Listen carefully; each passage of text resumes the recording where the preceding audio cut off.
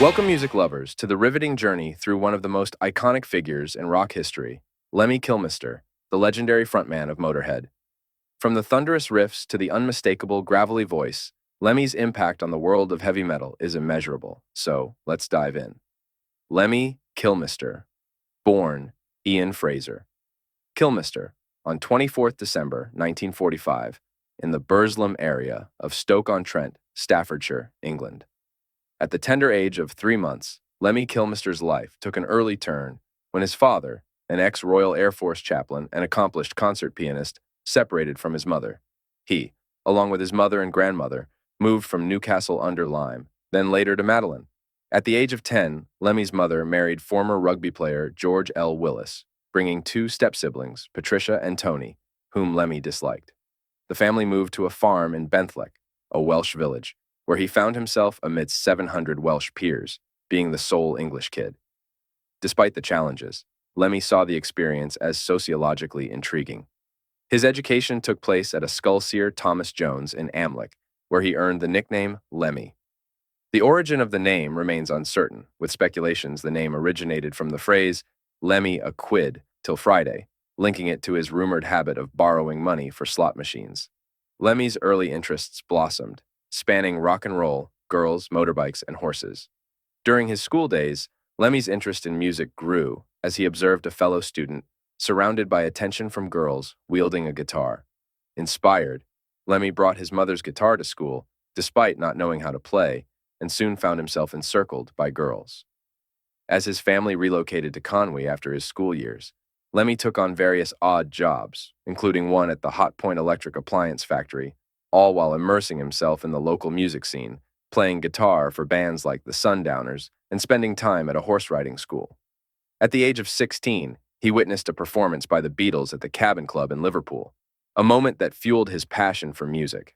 Lemmy taught himself to play along to the Beatles' debut album, Please Please Me, and developed a profound appreciation for the band's sarcastic attitude, especially that of John Lennon.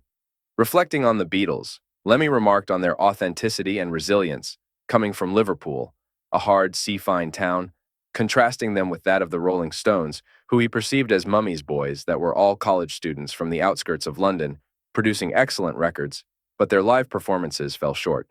In Stockport, Lemmy joined bands like the Rainmakers and the Motown Sect, performing in northern clubs for 3 years. His career took a significant turn in 1965 when he joined the Rockin' Vickers, signing a deal with CBS.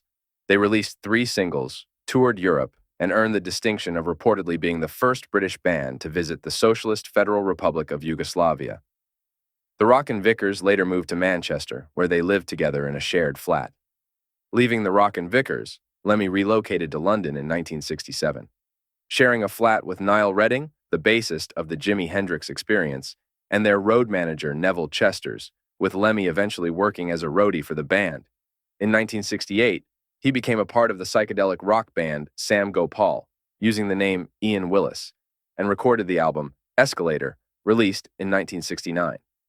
Later in 1969, after meeting Simon King, he joined Opal Butterfly, but the band disbanded due to a lack of interest in their singles.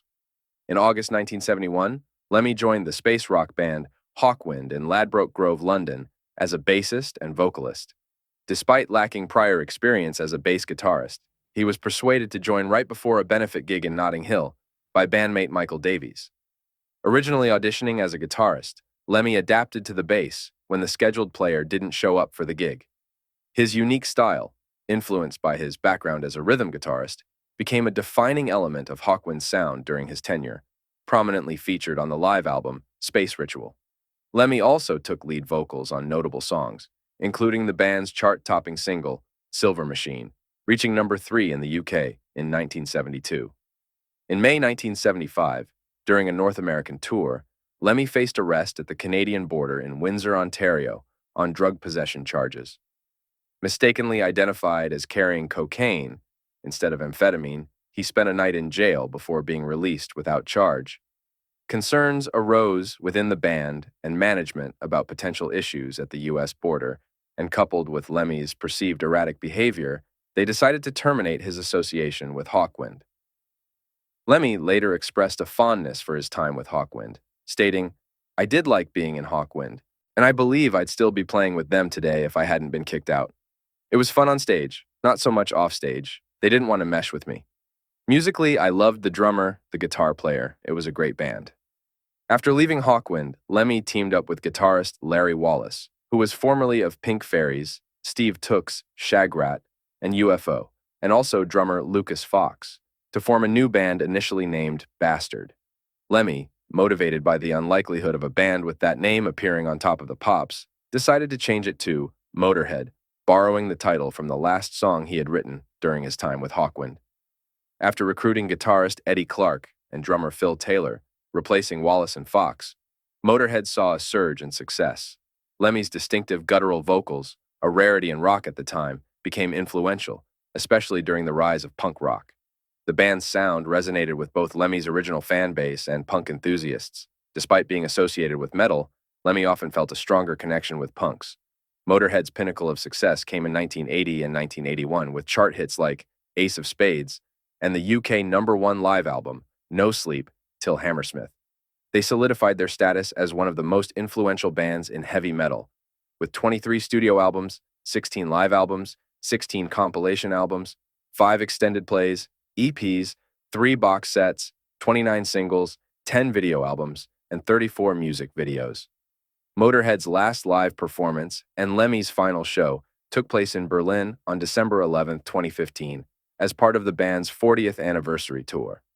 Lemmy's extensive career involved numerous collaborations and work with various musicians outside of Motörhead. He penned a tribute song to the Ramones, even producing an EP for them, and an album for Warfare, titled Metal Anarchy, featuring Wurzel on guitar. Notably, he contributed as a songwriter for Ozzy Osbourne's 1991 album No More Tears, crafting lyrics for tracks like Hellraiser, also later recorded by Motörhead, Desire, and I Don't Want to Change the World. Also, the single Mama, I'm Coming Home. Remarkably, Lemmy noted in several magazine and television interviews that he made more money from the royalties of that one song than he had in his entire time with Motörhead. After briefly being hospitalized after being diagnosed with type 2 diabetes in 2000, Lemmy continued to make appearances, including at WrestleMania X7 alongside Motörhead. His autobiography, White Line Fever, was published in November 2002. In 2005, Motörhead clinched their first Grammy for Best Metal Performance with their cover of Metallica's Whiplash. During the same year, Lemmy began recording an unreleased solo album titled Lemmy and Friends, intending to feature a collaboration with Janet Jackson. In 2014, Lemmy founded his recording label, Motörhead Music, aimed at nurturing and promoting new talent. He signed and mentored performers like Barbed Wire Dolls, Butterside, Others, and Phil Campbell and the Bastard Sons as part of his commitment to fostering emerging artists in the music industry. In film and television, Lemmy had diverse roles, appearing in the 1990 science fiction film Hardware and the 1987 comedy Eat the Rich, where Motörhead recorded soundtracks. He portrayed himself in the 1986 The Comic Strip Presents episode More Bad News, alongside Ozzy Osbourne and Def Leppard. Motörhead also performed as musical guests on The Young Ones in 1984. Lemmy had a cameo in the 1994 comedy Airheads and Ron Jeremy's John Wayne Bobbitt Uncut.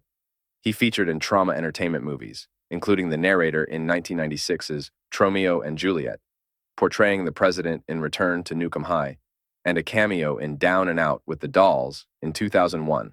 Lemmy appeared on Down and Dirty with Jim Norton, composed the theme music, and starred in a 2001 Kit Kat advertisement playing the violin.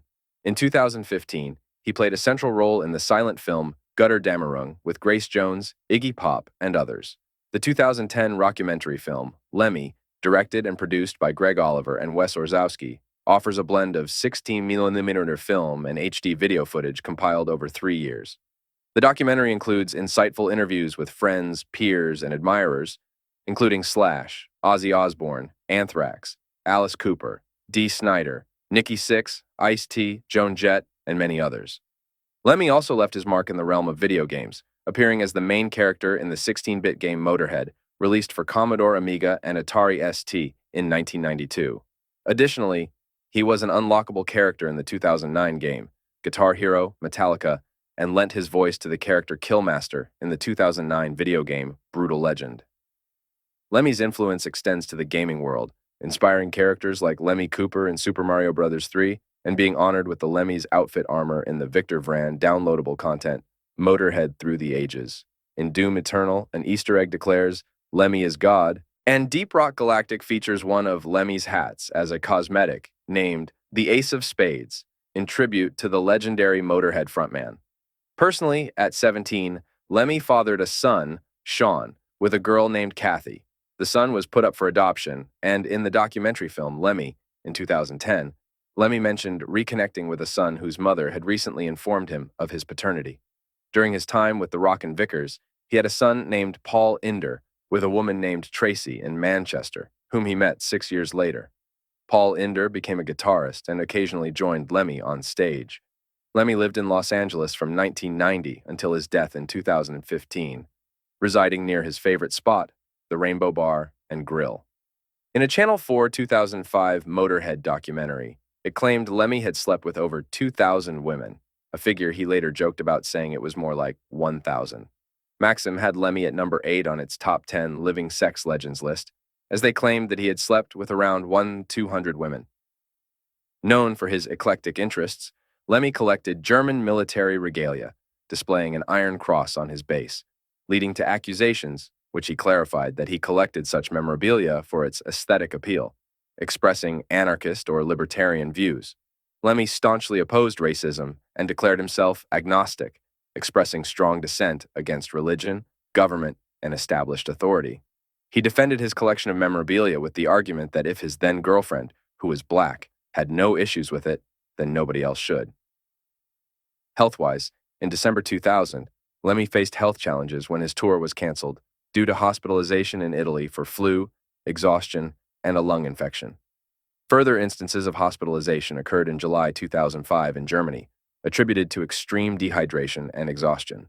As he battled diabetes and hypertension in his later years, Lemmy reduced alcohol and drug consumption. In June 2013, he received an implantable cardioverter defibrillator, and in July 2013, a severe hematoma led to another tour cancellation. Despite health concerns, he persisted with continued drug use.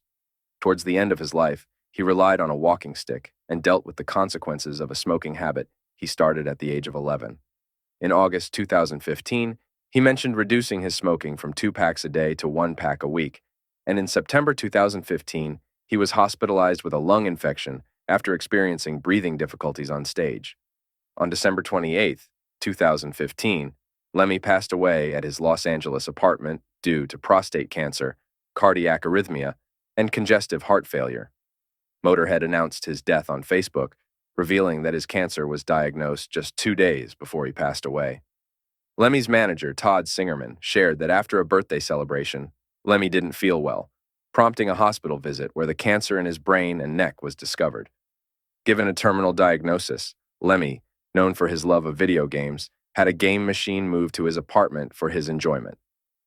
Despite initial plans to keep his health private, Lemmy urged the disclosure of his condition, but he passed away before an official announcement could be made in early 2016. Lemmy's memorial service occurred on January 9, 2016, at Forest Lawn Memorial Park, Hollywood Hills. The service, streamed live on YouTube, attracted over 230,000 viewers, with additional fans gathering at the Rainbow.